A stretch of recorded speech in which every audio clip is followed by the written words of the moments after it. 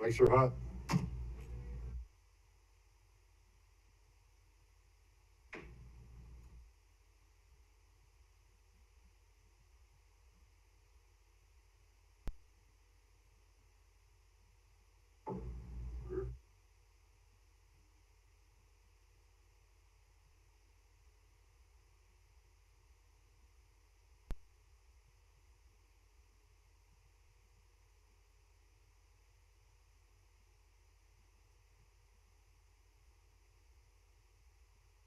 Many years right now, we shared with all of you our proposed budget and what we're looking at for our integrated 5-year work plan to the public, both in person and of course via Zoom and such. We feel it's very important to get your thoughts as we move forward. Now, this will be basically almost a final opportunity for our citizens to make these inputs, because we do go final with our commission on the budget at the end of August, and we do go final with the integrated 5-year work plan, which ties our budget to all the projects we're going to be doing for the next 5 years. That'll be done at the last part of September, if I'm not mistaken. In the room, we have the experts across the area that can answer any one of your questions that you may have, from plans and projects to traffic, sidewalks, you name it, across the board. We're here to answer those and address anything you need. So that being said, I'd like to introduce Dale. Come on up, and he'll start the presentation with a good look-see at what our budget is planned for next year. Dale? And these cookies are really good.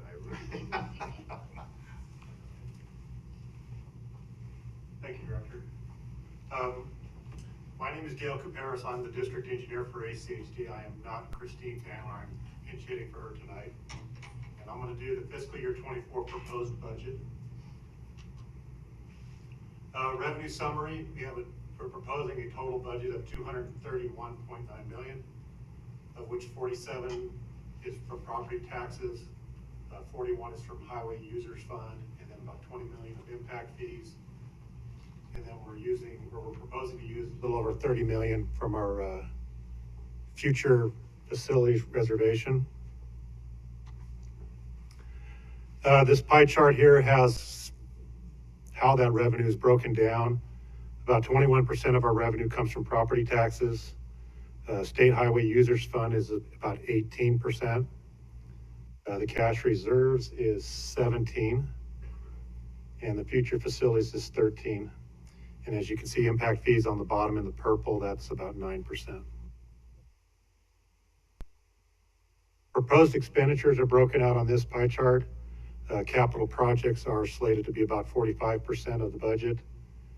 Total capital facilities is proposed to be 13%. Our maintenance, which includes chip seals and maintenance of our roadways, is about 19%. And then our overhead, we try to keep pretty low, it's at 9%. Our budget is divided up into major groups, of which it's broken out into bridges, capital investments, which is roads and intersections, capital maintenance, which is chip seal, as well as our pavement overlays and things like that. Community programs, which is our bikeways, core community project, and VRF, which is our vehicle registration fee projects, traffic safety, and then future facilities. And this is how those are all broken out on this chart. Capital investment program is 48%. Our bridges account for about 9% of what we spend on capital. Community programs is programmed to be approximately 17%. That's the orange up there. And then capital maintenance program is the gray, and that's about 22%. On this slide, we've got some of our larger projects proposed for construction for next year. Garden Street, it's a community improvement project, includes ADA ramps, street lighting. It came out of the Central Bench neighborhood plan and includes a new bikeway corridor on slick streets between Garden, Cassia, and the Greenbelt. Another one is Rose Hill. That's some intersection improvement project. Includes constructing a mini roundabout to enhance safety, as well as the installation of temporary traffic calming. The next one is Eagle and State in Eagle. It's in 2 phases. The first is Eagle Road and Plaza. That's an intersection improvement at Plaza. And then the next phase is the State and 2nd Street project. The next one that we're proposing to complete next year is State Street from 8th to 4th. It's a concept study. It came out of what we used to be called the Downtown Boise Implementation Plan. We're doing it in concert with CCDC, and it includes road rehabilitation. Continuing on, we have Lake Hazel and Eagle intersection. It's an improvement of the intersection itself. Includes adding APS and leading pedestrian intervals to this intersection. Also includes enhanced pedestrian and bike facilities and intersection lighting. Also included next year, we have Lake Hazel and Maple Grove.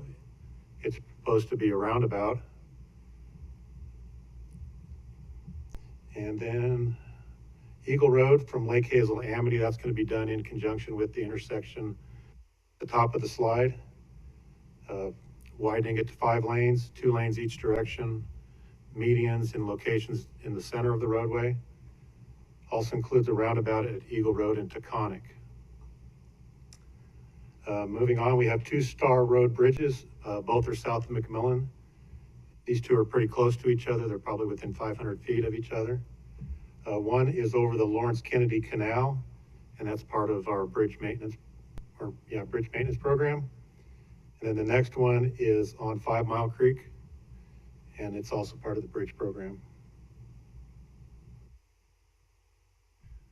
Next steps after tonight, on August 2nd, we'll take any comments that we receive tonight and make adjustments to the budget, and then it all goes back to the commission a week from, or next Wednesday. On the 4th of August, our proposed budget is sent to the newspaper for publication, and it'll be available for between August 4th and August 23rd up at the front desk so that the public can come in and view it. And then August 23rd is the public hearing where the commission will make a decision on the budget. It starts at 6 o'clock at night, if I remember right. So, are there any questions about the budget? Next, I'll turn it over to Christy Inselman, and she'll go through the integrated 5-year work program. She'll probably start at fiscal year 25 and move from there, since 24 is the budget. So, thank you.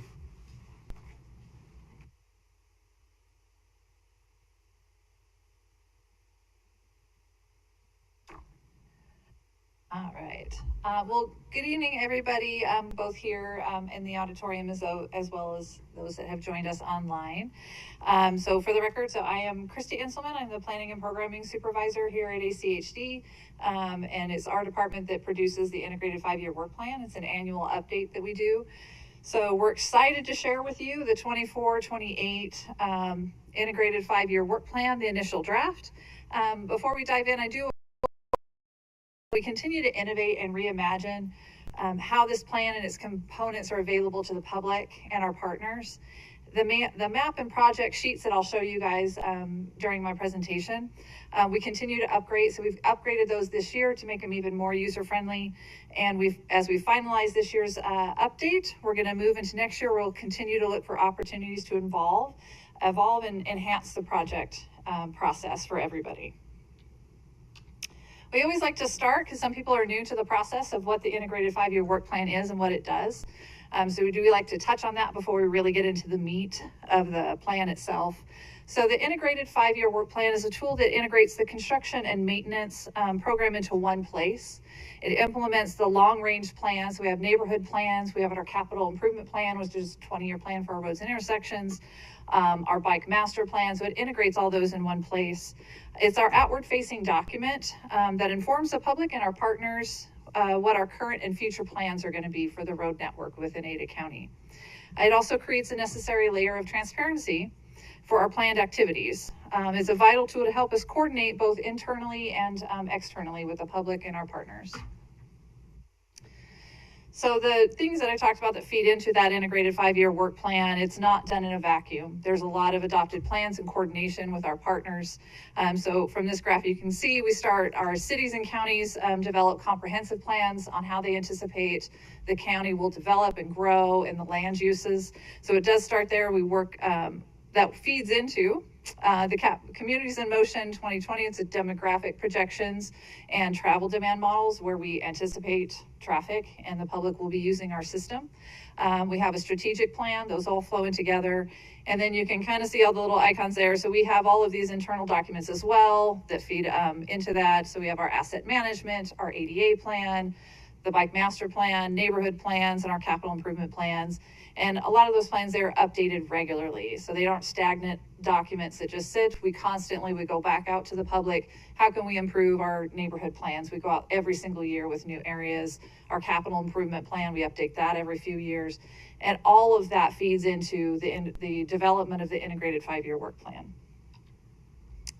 So where we're at in the schedule of the development of the integrated 5-year work plan. So it's an annual update that we do. It takes us the entire year to do it because there are a lot of components. So basically, as soon as we're done adopting this one, we're going to start the next one. We did start back in November where we had public outreach and partner outreach where we wanted to know what their desires were for projects as well as throughout the county. And we're now into the final areas of the as we move into the adoption, apologies. So we're at today is the public open house. We currently have the plan open for public comment. We opened that on Monday and it'll be open through August 16th. And we have, for those that are here in the audience, we do have laptops here that we can walk you through where that is located at.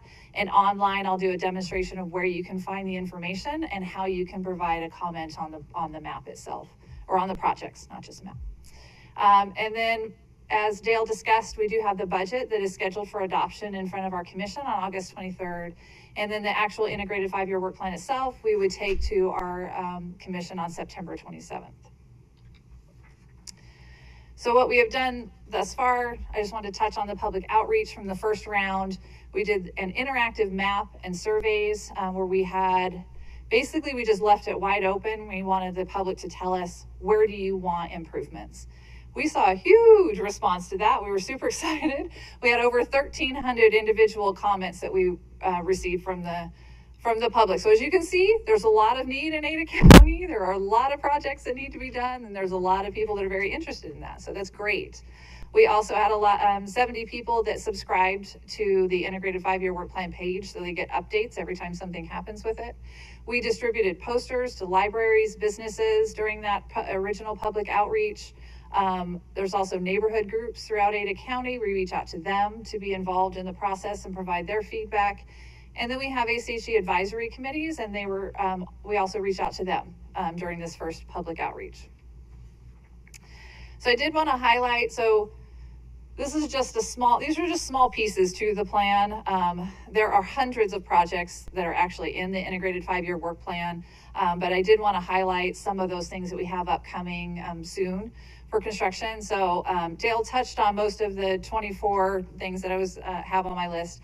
We do have a few other things that weren't on his. We have like 12 bridge replacements that are scheduled to happen in fiscal year 24. We also have 8 pedestrian crossings, enhanced pedestrian crossings, that are also scheduled to happen in fiscal year 24, and our Franklin Traffic Operation Yard that is beginning construction. We just had the groundbreaking for that just recently, as well as some major roadway improvements. For fiscal year 25, we have some of these projects that are up and coming. We've got Allenbaugh. We've got, I can't even see the screen. We have Cole Victory to Overland. That's a maintenance project. That roadway has been deteriorating, so we actually have a maintenance plan for that and some upgrades to a few of the signals. A few major roadways as well. You can see Southwest is an area of concern for us as well. So several segments of Lake Hazel Road are scheduled to start going into that next year. We have Linder Road, Main to Deer Flat out in Kuna. State and Pierce Park. That'll be the intersection at State and Pierce Park, as well as a portion of the roadway on either leg. So that does extend. I think it's Ellen's Ferry over. So it's a little bit longer than just the intersection, as well as a few segments on Ustick Road. We have the Ustick and Black Cat intersection, as well as a 1-mile stretch of Ustick Road that is scheduled for construction. So we have a lot coming up. I also wanted to highlight some of the some other major issues or major things within the plan. Sorry, not issues. I hate that word. So State Highway 16, as you guys all know, or you don't know, ITD did accelerate the construction of State Highway 16. And so in response to that, we have accelerated the projects that would feed into that haven't been completed to date. So we focused mainly on Ustick and Franklin. So as you can see, all of those projects, the only ones that don't have a construction year in the integrated 5-year work plan is the Franklin Road.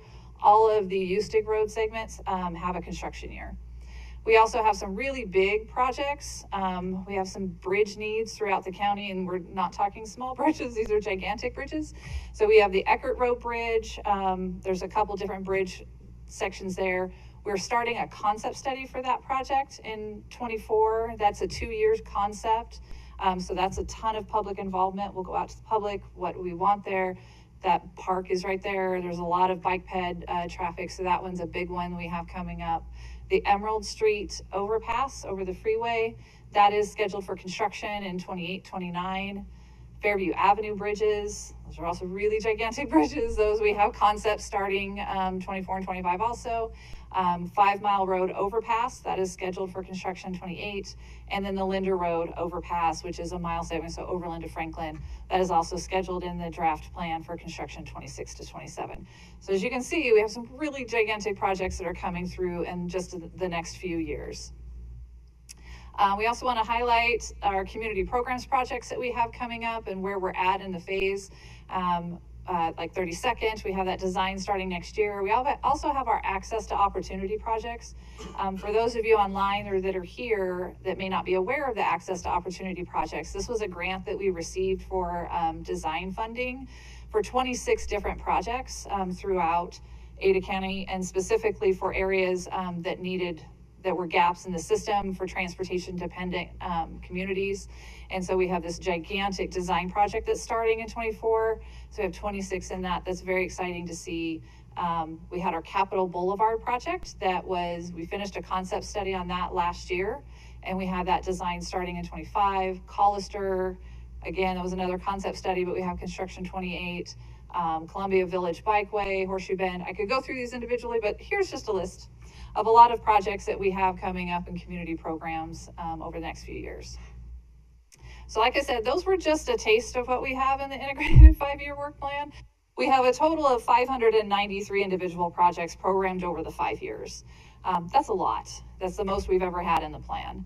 Of those, 144 are road and intersection projects. Those are major projects, infrastructure improvements. So widening roads, widening intersections, getting that infrastructure in. We have 102 capital maintenance projects. Those are the chip seal, that is your slurry seal. Those are things where we need to rehab a road. It's an older road. On a lot of those projects, we have our going once approach, where if we have segments that are missing sidewalk gaps or we need some pedestrian crossings, those will be done with the maintenance projects. It doesn't show that way.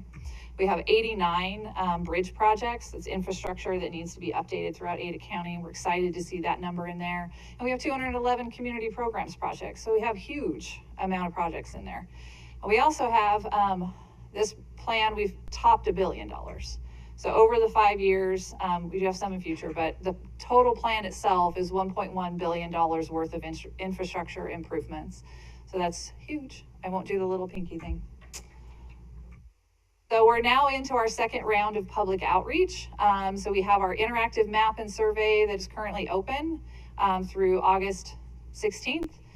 Tonight is our public information meeting to introduce and to talk about the integrated 5-year work plan. We have our social media outreach, so we do a big push from our communications department. They're amazing, reaching out to the public to get them involved and get their feedback on this plan. We held an HOA meeting on July 18th to again involve our homeowners associations on how to be part of this process. And again, we reach out to our advisory committees and neighborhood groups. So I am going to walk you through our interactive map, where you can find it, how you can make a comment, as well as the other documents that are associated with it. If I can get it to play nice. Okay, so if you go to our website, so it's achdIdaho.org, It's on our main page. There's a couple ways you can get there. We have I'm going to go through our project information link, and this is where you can find a lot of information about projects and open houses that we currently have ongoing throughout Ada County. Another way, currently we do have a quick link here where you can go straight there. That's not always there. So projects page is a really great place to go. So here's the integrated 5-year work plan. You just view the project, and this will take you to the landing page for the integrated 5-year work plan. So this here is the link to the integrated 5-year work plan map. But if you scroll down, you get more information about how projects are selected, our process. We always have information about where we're at within that process. We also have down here, when I pull the map up, it'll also make sense. We have a layer that's on our map that shows all of the neighborhood planning areas, and those are where we go back out and reach out to the public what they want for their area. We did divide that up to make it a little bit more easier and user-friendly for the public. So if you live in Eagle, you can pull up their page and see what projects are happening when it decides to come up, what they have coming up. We have this broken out by year. There's a few changes that we had. It shows you the project, when it's planned for design, right-of-way, and then what improvements are included within that. So you can go to the project pages themselves just to get a list of everything, just to see it if you want to see it that way. And then to provide feedback for the interactive map, you pull the map up and it's fully interactive. You can zoom in and out however you'd like to look at it. I love this particular little tool over here where it's, where is it at? That's not the one. It's this one. It'll actually take you to your location. It's not going to take us there because we're at ACHD. But you can zoom in to any project on this map, pull it around. You see the different colors. Those are the different neighborhood planning areas. Here, we'll go to Ustick Road. So let's say I wanted to provide feedback. Every one of these lines and dots, if you click on it, it'll give you a pop-up window with more information about the project itself. So this particular segment is Ustick Black Cat's 10 Mile, and it gives you a project description. You scroll down, it tells you who the project manager is, who's assigned to it if there is one, the design right-of-way construction year, how much the total project costs are programmed in the 24-28. So this project is just, this one project alone is $7 million. And then we have this link here on on providing a comment. So when you do that and you click on the comment, another page will pop up. You can provide feedback specifically on this project, as many projects as you want, and it'll autofill that project name. You don't have to type everything in. If you want to see, we also have the tabs along the top. So if you just want to see roadway and intersection projects, you can pull that up and it'll filter everything else out. If you just want to see bike and pedestrian infrastructure that we're doing, you can filter that out. If you just want to see bridges and so on. So it's a nice tool to go back and forth. And then we have information about those different programs on the side. And then we have the tool here, or the legend on the other side, that shows you which year they're programmed for construction. You'll see some gray. Those are projects that we just have out in future. We don't have an identified construction year for it yet. But if it does have a color, then it is programmed. But we do have some level of effort, even if it is gray, whether it be design, right-of-way, that will be in a year for the 5-year work plan for almost all of the projects in here. And I can pop up what the comment looks like if you want to see it. You guys are awfully quiet. So this is what it'll pop up with. So it'll autofill the project name. You tell us how important that project is to you, explain your rating, and any additional information. So it's very quick, the feedback. We don't want you on there having to fill out a dissertation to provide us a feedback on the plan. So that's the interactive map, which we love.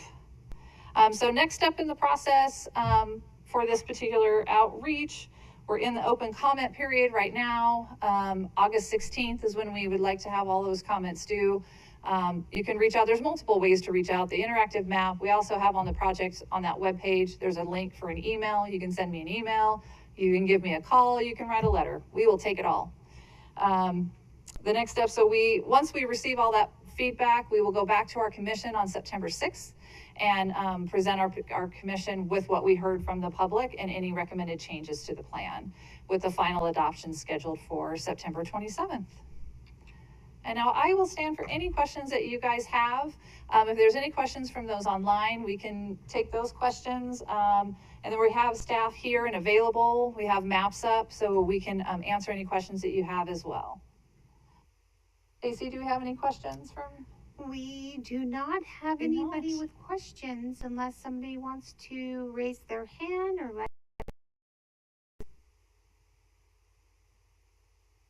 Sherwin? Across the board.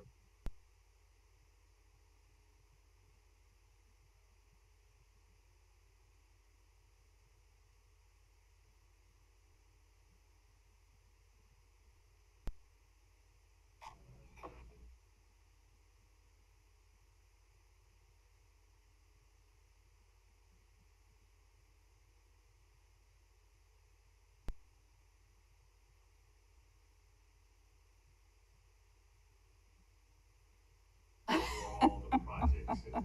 She's the one who gets everything done. Yeah, she does everything. Margaret.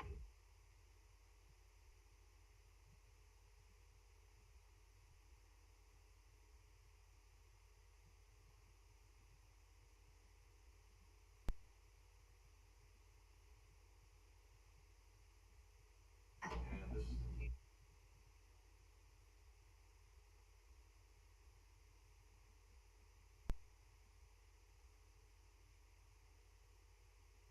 Yeah, I saw a hand raised.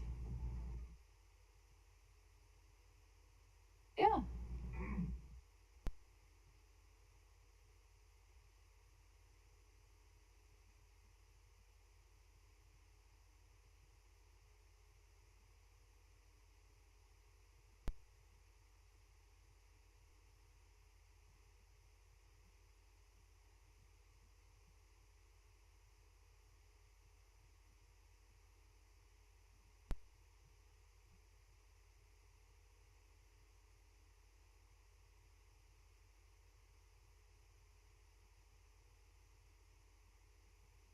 And when we say our partners, it's all 6 cities, it's all the school districts, it's Boise State University, and it's VRT. These are all of our partners. And we reach out.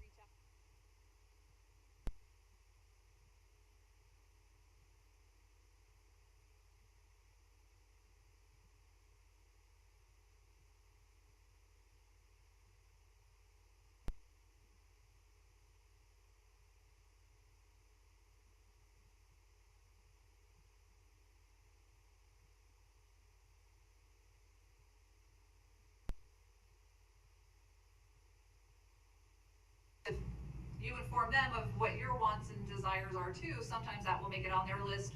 We also have our project prioritization process. We did not adopt an integrated 5-year work plan last year. I probably will never do that again. But, and the purpose of that was to evaluate and update our prioritization methodology.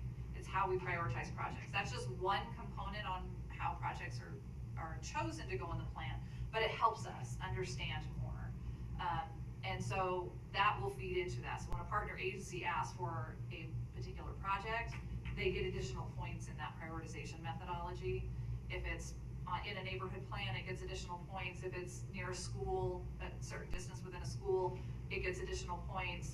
There's other criteria for roadway congestion that goes into that prioritization. So yes, to answer your question, they do provide us those lists every single year. Those carry a lot of weight when we're developing this plan.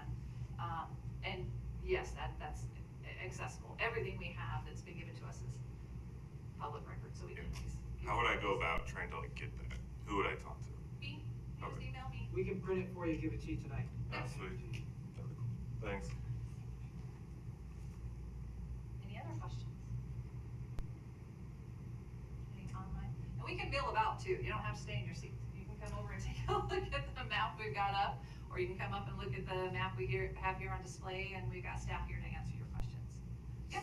So how do you work with I think, because it's a state highway on Eagle Road, so how is that being processed right now? Idaho Transportation, actually, the Eagle and State, that's actually under our jurisdiction. There are a lot of roads around Ada County that are under the jurisdiction of the Idaho Transportation Department, but we work closely with them. I know I didn't list them as a partner, but we meet with them every single year to talk about what their priorities are, what we have, and we coordinate very closely with them on getting, especially if it's an intersection that is an ACHD and an ITD intersection that needs improvements, we coordinate with them very closely, yeah. Do you have an example of what effective feedback would be? So I was looking at this online, and it's cool that it's easy, very easy to use, but I'm just a person that does not do this for a living. And so I did the prior feedback that you showed, that map. That was really great. Do you have examples of like what's helpful to receive at this stage? I don't know that I would say what's helpful or not, whatever is most important to you. If it's very important to you, then voice that. Our commission want to hear from the public. They want to hear what projects are important to them.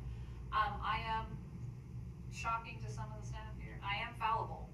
You know, when we develop this plan, we do the best we possibly can with the best information that we have. But sometimes unless the public really comes and tells us, hey, this actually is a priority over this project or whatever it may be, that's why we do this. We do want to know what's important to you. And you can go on and provide just general comments. Is there a project that you would like to see that's not in the plan? You can provide us that feedback as well.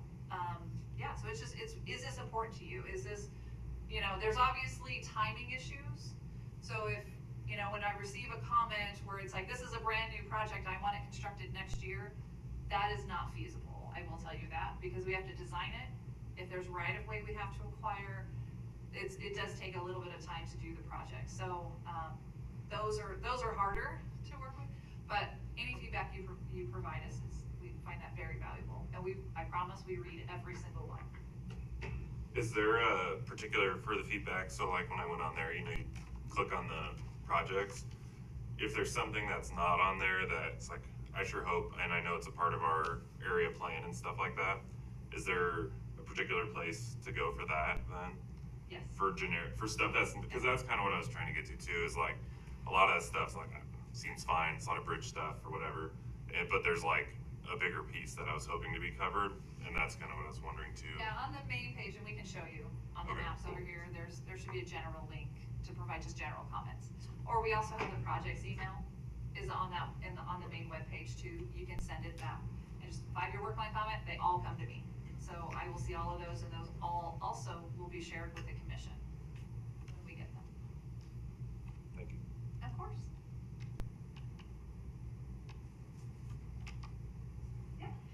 So, when there are new project ideas, and you're working on this every year, is it possible that there is one that could be prioritized? Like if something was identified as a priority by the city or your partner agencies, it could jump into year 3 instead of going to the back of the list and coming That does happen.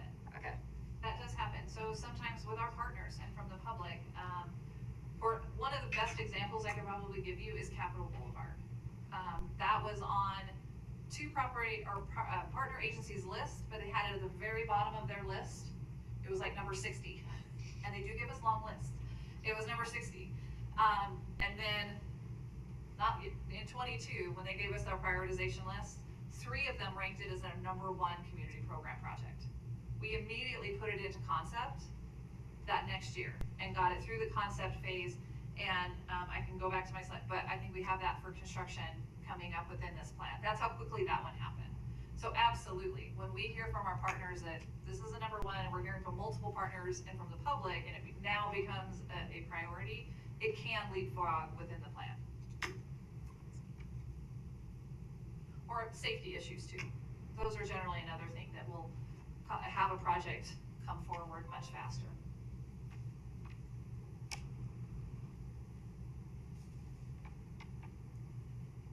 You almost look like you're percolating another question. I do have another. I'm like, how do I say this?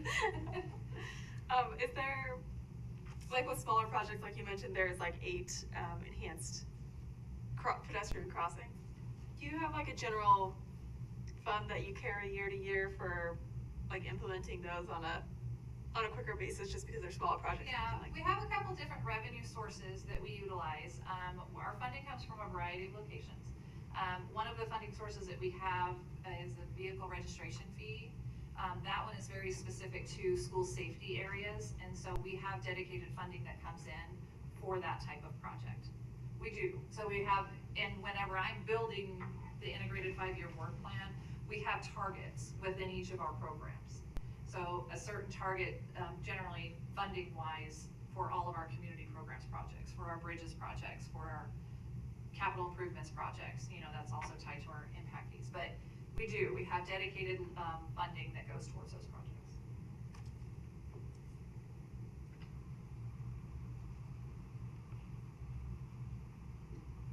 Any other questions? Just keep asking. It's a great opportunity. I was like, you guys could just come up, but we can just stop. You don't have to stay back there, I promise. Are you all expecting anything or to apply? I don't necessarily know how it works, but the infrastructure bill that passed last year, federal one, geared towards green stuff. Is that something that's like, is that something that could theoretically like move some vehicle transit stuff forward, and how do you all approach that? There's a lot of funding that comes to us from a variety of places, and we actually have a funding coordinator who actively goes out and seeks funding from a variety of sources. So we get federal funding, we get funding from the state. So there's a lot of things, strategic initiative stuff that we go after, funding that we specifically go after so that we can pull more money in and accelerate those projects. Like the Highway 16, when they accelerated, funding became available for us to accelerate the projects that tie into that. And those all include bike and ped facilities, crossings, all of those components also go into that. And like our access to opportunity, that's a grant we reached out and got $6 million. So we are actively, constantly asking for funding and trying to get funding to accelerate projects.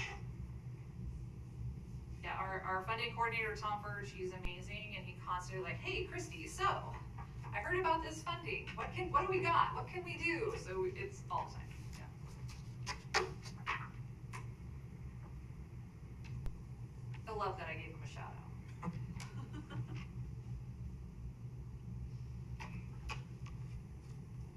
Asking anybody online again if they would like to ask a question.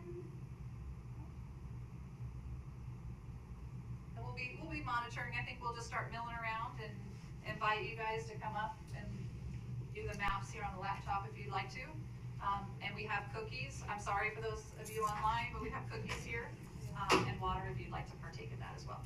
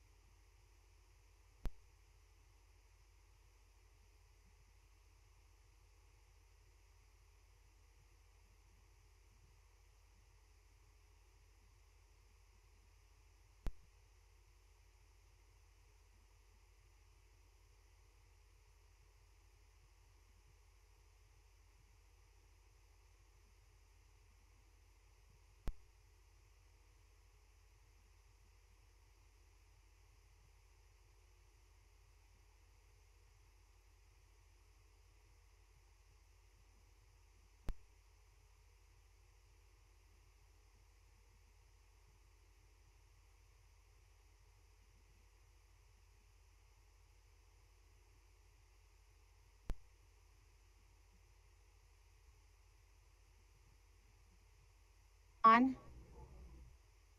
I am so sorry we did not see your questions online. Mine didn't come through. John, can you ask your question and we'll make sure we get that answered? Yeah, thank you. Am I just existing as a disembodied voice in this auditorium? Just a second, John. It's really hard to hear.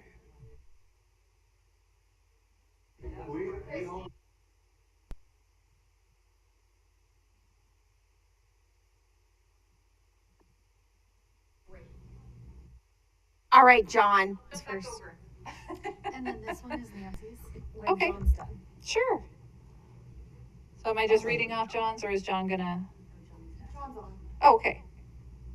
All right, Can you hear me? John. Can y'all hear me? Yeah.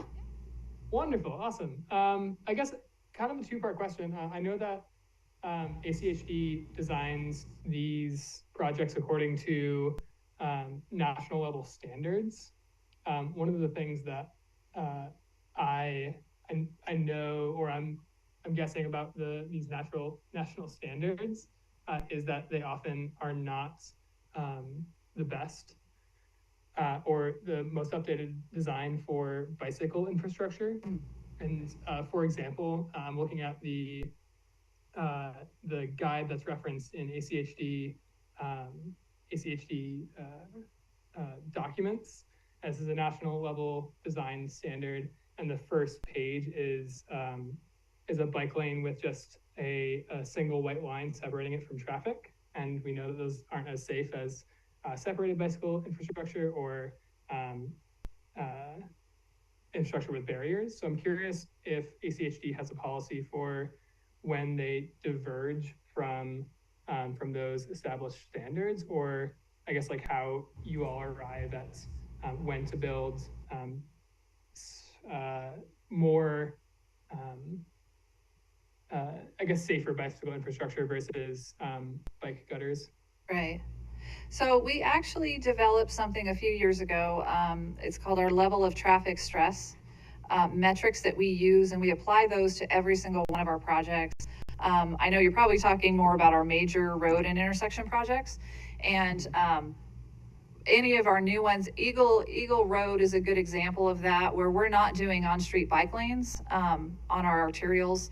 We're doing elevated and separated. So on Eagle Road, we have multi-use pathways with a buffer to take the cycling community up and out of that on-street bike lane and onto a multi-use facility that's separated. So our traffic stress is something that we apply to everything. And those are being incorporated into all of our designs on how we can make our intersections safer, make the facilities safer for our pedestrian and cycling community. We actually have a bike and ped coordinator who sits on all of our project teams, and we attend trainings, copious trainings to come up with a better, more safer infrastructure. So we do have quite a bit that's being incorporated into all of our designs now. Does that help? Yeah, it does. Thank you so much. And the Collins, you also have a question? Looks like something about Beacon Light, but please come on and ask your question. Yes, I just kind of to get an understanding of the map. In regards to Beacon Light, it shows that it's going to have work done on it between 16 and Valentine, but it was just all repaved. So is that ahead of schedule, and that's the work that was going to be done in 24, or is there still additional work to be done? Yeah, that project is a maintenance project. We're not rebuilding, we're not doing the ultimate build out of Beacon Light on that particular stretch. It's a maintenance project. And we'll go through and chip seal, but that particular one, and I can pull that up. I don't have the project description in front of me right now, but I know that one is a maintenance project. And it's rolled from, I think we started some this year, and it's rolling through and into, because it's a long stretch, but that will be completed in 24. But it's not the full build out. It's just maintaining the infrastructure we have today. Right, I was just curious because it's already been all repaved, all the way from 16 to Beacon Light. So I was just curious what more would be done to that road. Well, and I can get you in touch with the project manager of that, and they can give you more details on where we're at and what exactly is being done with that project. Okay, and then one other question, and I don't know if you guys can answer or not, but how is House Bill 237 and 184 going to affect the scope of work in regards to bike paths and pedestrian work? that is a question I'm gonna pass off to somebody with much more knowledge on those two House bills than I. I don't know if that's Dale. Is that you? Are you gonna answer those questions?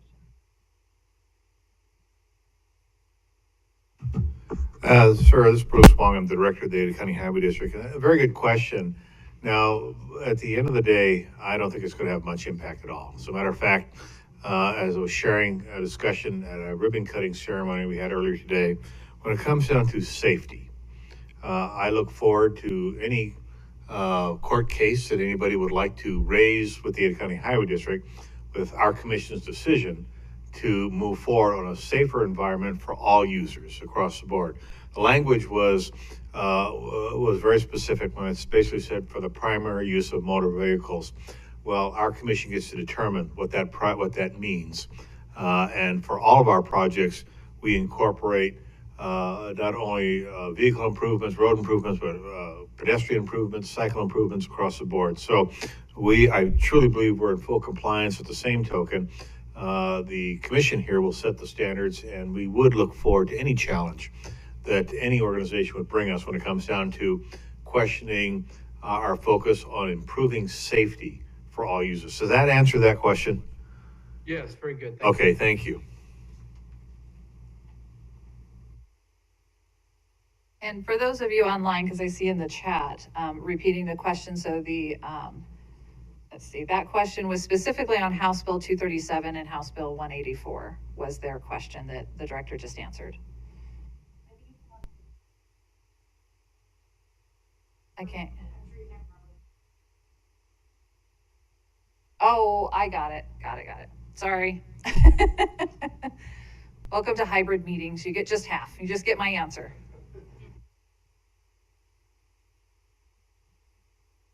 Is there anybody else, Stacy, who had a question? I see a John. And for some reason, the chat's only coming through to the auditorium and not also to me. So oh, you probably can see them better. Oh, there's a chat from John Bankston. I hope. Was that the first one? Okay, I think we have everyone. Okay. All right. Thank you so much for attending and asking your questions. Again, on the interactive page, there is a projects webpage. So if there's any additional questions you have, please feel free to reach out, and we'll respond with any additional information you'd like to have.